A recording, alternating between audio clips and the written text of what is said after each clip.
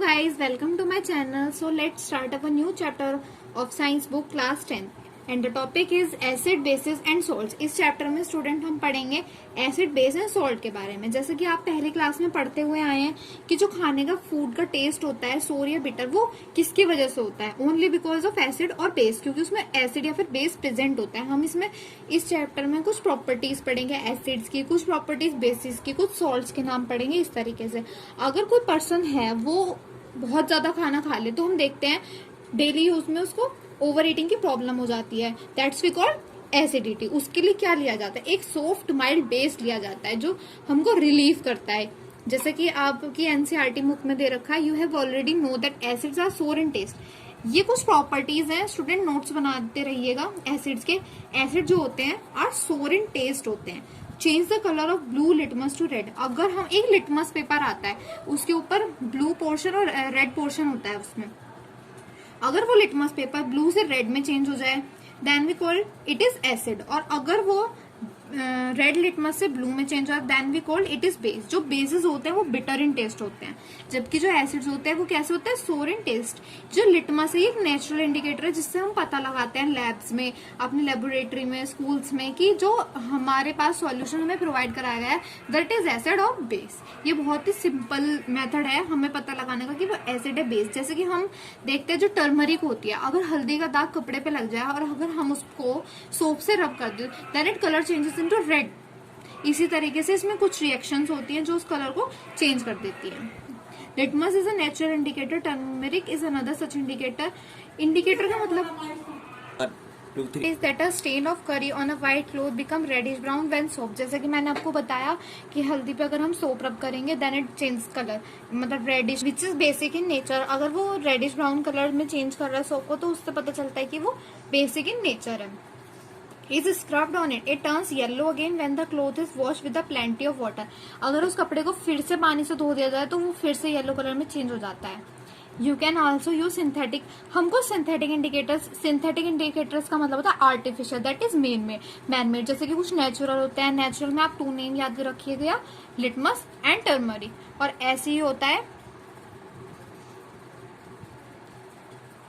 Synthetic indicators, उनके कुछ नाम है methyl orange and phenolphthalein to test for the acid और बेस। हम फेनोल्फथलीन स्टूडेंट ऐसा नहीं होता है कि हमें हमेशा नेचुरल ही प्रोडक्ट ऑब्टेन हो जाए या फिर हमारे पास हमेशा नेचुरल चीज हो, इसलिए हमको सिंथेटिक यानी कि आर्टिफिशियल चीजें यूज करते हैं लेबोरेटरी में, जैसे कि methyl orange and phenolphthalein. In this chapter हम इस चैप्टर में ऐसी कुछ रिएक्शंस पढ़ेंगे एसिड बेस की कि how acid and base cancel out each other effect. मतलब एसिड और बेस एक दूसरे को रिएक्ट करके क्या फॉर्म करते हैं, एसिड सोल्ट के साथ वगैरह वगैरह डे टू डे लाइफ में क्या रिएक्शंस होती हैं। आइए इस चैप्टर को और पढ़ते हैं। स्टूडेंट ये बहुत ही अच्छा क्वेश्चन है, इसे देखिए। You have been provided with 3 test tube. You have been provided with 3 test tubes. इसका मतलब है आपको 3 टेस्ट ट्यूब दी गई है। One of them contain distilled water. One of them contain यानी कि एक में क्या है? डिस्टिल्ड वाटर, और दूसरों में एसिडिक सॉल्यूशन है और तीसरी वाली में बेसिक सॉल्यूशंस है। इसमें हमको पता लगाना है कि कौन सा एसिड है, कौन सा बेस है एंड कौन सा डिस्टिल्ड वाटर है, यानी कि न्यूट्रल है। और हमें एक लिटमस पेपर दिया गया है, रेड लिटमस पेपर, एक ही लिटमस पेपर दिया गया है। इस क्वेश्चन पे ध्यान दीजिए। तो हम कैसे आइडेंटिफाई करेंगे कि वो बेस है, एसिड है और वाटर है? तो इसका सॉल्यूशन ये होगा, हमने 3 टेस्ट ट्यूब लिए स्टूडेंट, एक में वाटर, एक में एसिड और बेस। हमने रेड लिटमस पेपर को डाला एसिड में तो वो अपना कलर चेंज करेगा। अब वो रेड लिटमस पेपर है तो वो एसिड में क्या कलर चेंज कर पाएगा? नो, वो एसिड में कलर चेंज अपना कलर चेंज नहीं करेगा। लेकिन अगर हम उसको रेड लिटमस पेपर, उसी रेड लिटमस पेपर को हमने एसिड में डाला तो उसने कलर चेंज नहीं किया। But when we dip into a base containing test tube then it changes colour red litmus to blue. यानी कि इसका मतलब है बेस में वो कैसा कलर देगा? ब्लू। और डिस्टिल्ड वाटर में वो कैसा भी कलर नहीं देगा, मतलब कि वो उसमें कोई रिएक्शन नहीं होगी। वो जो ब्लू लिटमस पेपर है वो चेंज नहीं होगा। इससे हमें पता लग जाएगा कि कौन से टेस्ट ट्यूब में एसिड है, बेस है और कौन से में न्यूट्रल है वो। अब आइए देखते हैं। अब स्टूडेंट टॉपिक है कि केमिकल प्रॉपर्टीज देखते हैं हम एसिड और बेस की। एसिड की और बेस की क्या केमिकल प्रॉपर्टीज होती है, यानी कि वो रिएक्शंस करने पे हमें क्या देते हैं, क्या फॉर्म होता है, इस तरीके से हम इनको पढ़ेंगे। अब टॉपिक आता है कि ऑल्फैक्टरी इंडिकेटर्स। ऑल्फैक्टरी इंडिकेटर्स क्या होते हैं? जो हमारी स्मेल से रिलेटेड होते हैं, यानी कि एसिड और बेस में हमने देखा कि कुछ जो है कलर चेंज करने पे कुछ सब्सटेंस ऐसे होते हैं जिसका ऑर्डर चेंज होता है इनटू एसिडिक और बेसिक मीड है, यानी कि उनकी स्मेल से या उनकी प्रेजेंस से हम पता लगा पाते हैं कि वो एसिड है, बेस है। जैसे कि विच ऑफ दीज, जैसे vanilla, onion, clove can be use as olfactory indicators on the basis of your observation. कुछ एक्टिविटीज से हमें पता लग जाता है कि जो ओनियन है या क्लोव है वो ऑल्फैक्टरी इंडिकेटर्स हैं। अब how do acid and base react with the metal? जो एसिड और बेस होते हैं वो मेटल के साथ कैसे रिएक्ट? अब ये एक्टिविटी देखते हैं। जैसे कि एक एक्टिविटी है, हमने उसमें एक apparatus फिट करा। अब हमने एक 5 ml का डाइल्यूट सल्फ्यूरिक एसिड लिया इस टेस्ट ट्यूब में, और इसमें क्या डाले, कुछ पीसेस डाले जिंक ग्रेन्यूल्स के, यानी कि एक टेस्ट ट्यूब लिया हमने, इसमें हाइड्रोजन गैस के कुछ, मतलब कि इसमें हमने क्या डाला है, सल्फ्यूरिक एसिड। सल्फ्यूरिक एसिड तो उसमें हाइड्रोजन के मॉलिक्यूल्स भी होंगे। 5 ml कुछ करीब डाला है। अब हम इसमें क्या देखेंगे, जिंक ग्रेन्यूल्स की सरफेस पे क्या होगा। अब हम इसमें गैस जो इसमें बन रही है उसे सोप सॉल्यूशन पे से पास करेंगे, उसमें बबल फॉर्म होंगे या नहीं होंगे, बर्निंग कैंडल लेके जाएंगे तो क्या होगा, इसमें हम एक्टिविटीज में देखेंगे। इस एक्टिविटी को अगर हम HCl, HNO3 एंड CH3OH के साथ करेंगे तो क्या होगा। अगर ये ऑब्जर्वेशन है सारी केसेस में सेम आएंगी या डिफरेंट आएंगी। आइए तो हम इस वाली एक्टिविटी को अच्छे से आउट करते हैं। ये आप डायग्राम देख लीजिए पहले। ये टेस्ट ट्यूब है, इसमें जिंक ग्रैन्यूल्स पड़े हैं। This is apparatus, dilute sulphuric acid, this is zinc granules, this is stand, this is delivery tube and this is soap molecules, this is candle, this is burning pope sound, this is solution and this is delivery tube.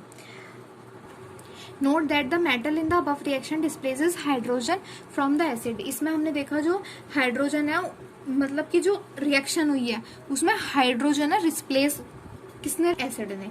This is seen as hydrogen gas. वो एक hydrogen gas के, हमें hydrogen gas का पता कैसे चलता है, अगर हम उसके पास बर्निंग कैंडल लेकर जाएंगे हाइड्रोजन गैस के पास, then it burns with a pop up sound, this release the presence of the hydrogen gas. यानी कि इसका मतलब है अगर हम बर्निंग कैंडल को लेके जाएंगे गैस के पास तो वो पॉपअप साउंड से बर्न होगी, जिससे हमें पता चलता है that is a hydrogen gas.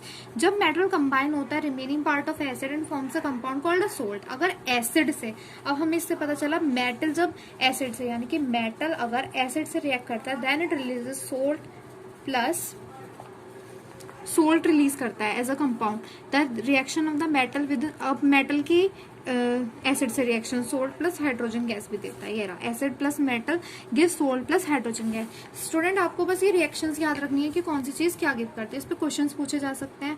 अब हमने एक एक्टिविटी ये है, place 2 few pieces of granulated zinc metal in the test tube. Test tube में क्या डालना है हमें, जिंक। उसमें 2 ml करीब हमें NaOH सॉल्यूशन डालना और उसे कंटेंट को क्या करना है, गर्म करना। उसके बाद ये स्टेप्स हमें रिपीट करना और देखना है कि एक्टिविटी में क्या होगा। अब कुछ रिएक्शंस बनेंगी, NaOH है उसको हीट कर रहे हैं, उसमें जिंक ग्रेन्यूल्स डाल रहे हैं तो वो क्या फॉर्म करेगा, sodium zincate and hydrogen gas. अब हाइड्रोजन गैस उसमें फॉर्म हुई है। अब स्टूडेंट ये देखिए कि ये दिस इज अ बेस, ये जो है ना NaOH, इसको हम बेस मानते हैं। जिंक इज अ मेटल, यानी कि इसका मतलब देखिए बेस अगर मेटल से रिएक्शन करता है तो वो हमें सोल्ट देता है प्लस हाइड्रोजन गैस देता है। फॉर्मूला याद रखिएगा, सोडियम जिंकेट का Na2ZnO2। You find again that hydrogen gas, अब इस रिएक्शन में फिर से हाइड्रोजन गैस बन रही है, चाहे एसिड की मेटल से रिएक्शन हो या बेस की मेटल से रिएक्शन हो, it is compulsory that hydrogen gas release होगी ही। However, such reactions are not possible with the metal। लेकिन कुछ मेटल्स ऐसे होते हैं जो एसिड के या बेस के साथ रिएक्ट नहीं करते, और कुछ ऐसे होते हैं जो हमारा जो है एक्सेप्शन रूल फॉलो करते हैं। इसका मतलब है एसिड और बेस दोनों के साथ रिएक्ट करते हैं। आइए स्टूडेंट, हमने जितना पढ़ा आई होप आपको सब क्लियर हुआ। हम इस लेक्चर को यहीं कंप्लीट करते हैं। हमारा नेक्स्ट टॉपिक होगा how do metal carbonates and metal hydrogen carbonate react with the acids. आप पढ़ते रहिए, इन क्वेश्चन की प्रैक्टिस कीजिए, रिपीट करिए। Thank you so much. Like, subscribe and share my channel.